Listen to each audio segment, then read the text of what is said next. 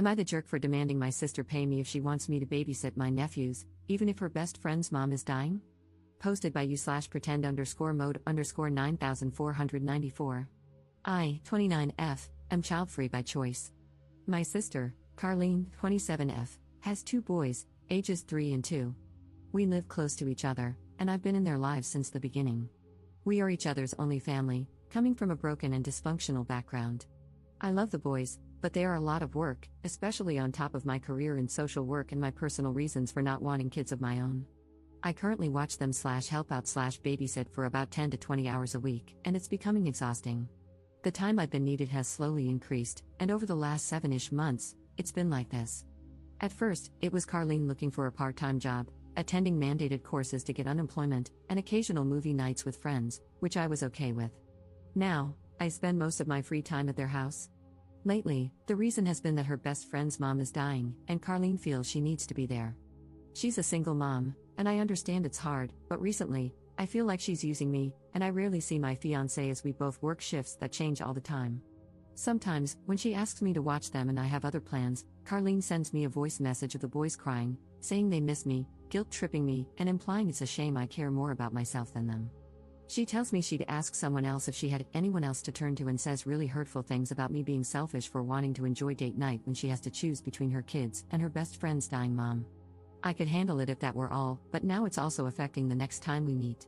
When I get there, the house is a mess, there's nothing to eat, and it just happens to be the boys' bath day, or Carlene casually mentions that I need to pack a gym bag or something similar for them for the next day. These weird, extra tasks feel like obvious revenge. The first time this happened, I assumed she'd be grateful I helped where I could and that it wouldn't be an issue if I didn't have time to do everything. I was quickly proven wrong. Before she got home, she casually asked if I had done the extra tasks, and when I hadn't, at least not all of them, she suddenly had to stay out a little later. This happened a few times, and I'm ashamed to admit it took me too long to realize what was going on. I was just glad she was finally updating me on her estimated arrival time, something she usually never did. Another thing she does for what feels like revenge, though maybe it's just my exhaustion talking, is not preparing meals for the kids or even leaving money. When I go to the store, she promises to pay me back but, you guessed it, tries to guilt me into letting it slide. She's also failed to keep her word on things she promised, saying she doesn't want to do things for me if I can't help her with the boys. The excuses and backtracking start immediately if I don't do exactly what she wants. The latest example, I asked to borrow a dress for a wedding because I didn't want to buy one, and we had always shared clothes. She agreed, but 4 days before the wedding, I couldn't show up as fast as she wanted on short notice, so she told me I could forget about the dress. She said she'd forgotten she needed it herself. I had to panic buy one. Last month, she promised to pick me up after I dropped my car off for maintenance, but she didn't show up. I was stranded, and it took her 2.5 hours to answer her phone and finally get there. She even had the audacity to huff and puff about how inconvenient it was for her to pick me up. Sorry this is so long, but writing it all down has been mind-blowing. I can't believe what I've been putting up with. I'm such a doormat. So, yesterday, when she called desperately needing me to watch the boys for the evening, I told her I couldn't. When she started her usual tirade about me being selfish, I just snapped. I told her to shut up and listen. If she thought I was that horrible and selfish, she had 2 options: either stop relying on me so much and stop exposing her kids to my supposed selfishness, or I'd really start being selfish. I wouldn't watch them for free or again or do anything extra without being compensated. She hung up without saying anything. After I stopped shaking, I hate confrontation, as you can imagine, I started to panic.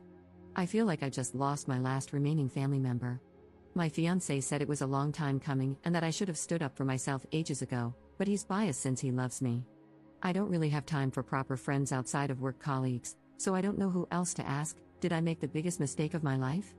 What if I never see my nephews again? What if I just stuck it out a bit longer and she'd eased up? Am I wrong for giving her that ultimatum? Edit. My 2 examples make it seem like I ask her for things or need her often, which I don't. The promises she breaks can be as simple as having food for the boys when I'm with them. The dress and leaving me without a ride are just specific events that were easier to explain, but I quickly realized they aren't accurate.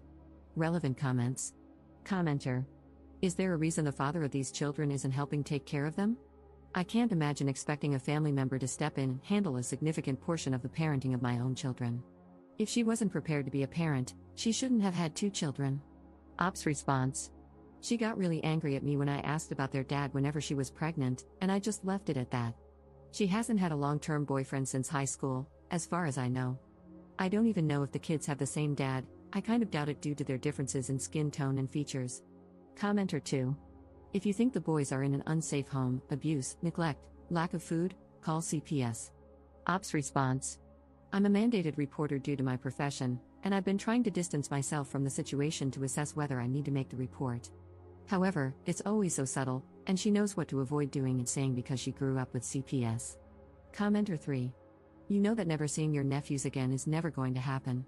Your selfish sister has been taking advantage of you for too long, and to her, you standing up for yourself is just a temporary setback in her manipulations. The only way her behavior is going to change is when yours changes.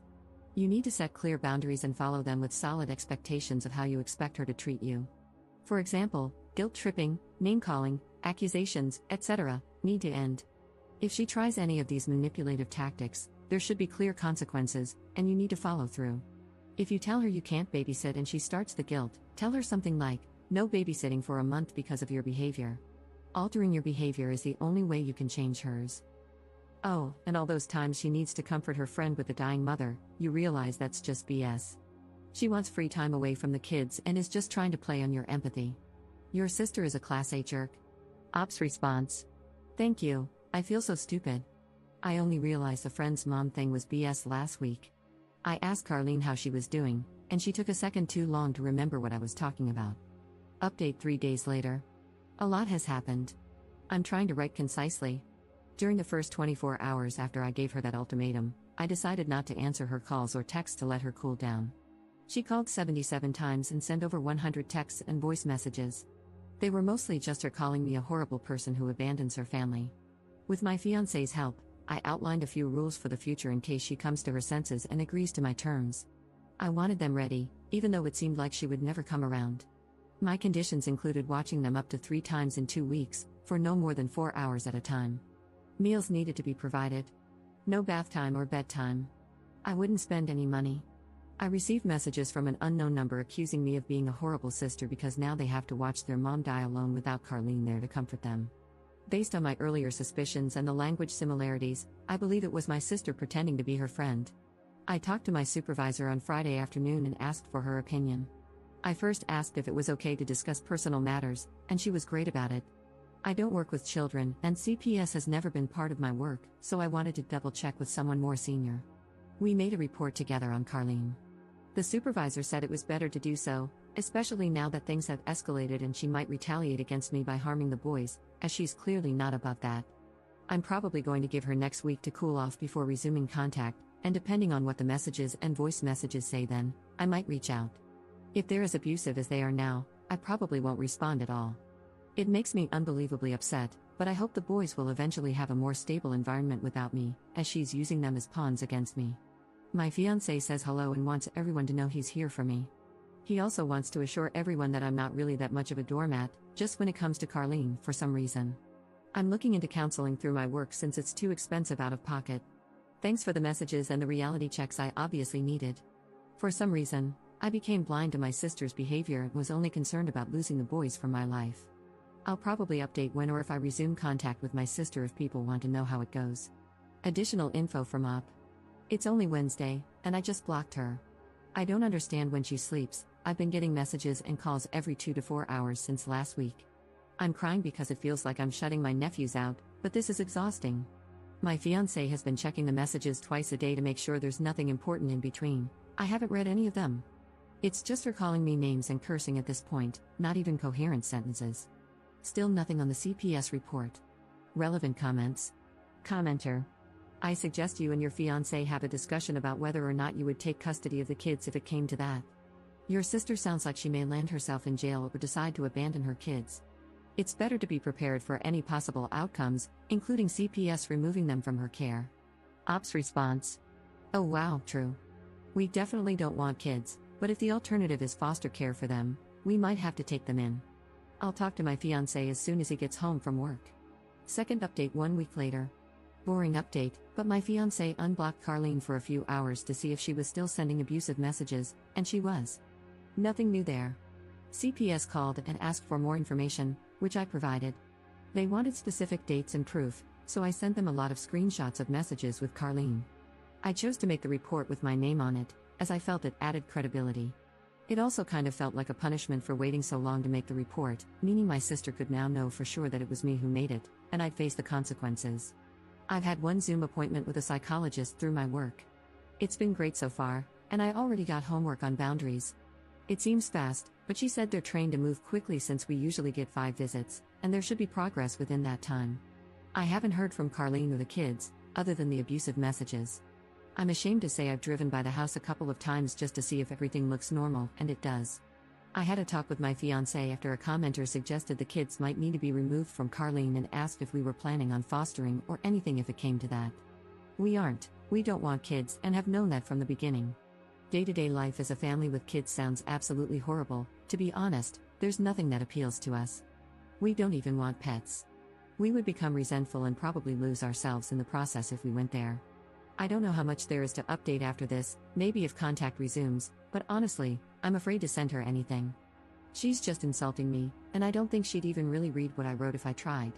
Relevant comments. Commenter. Carlene's got some cracktivities going on.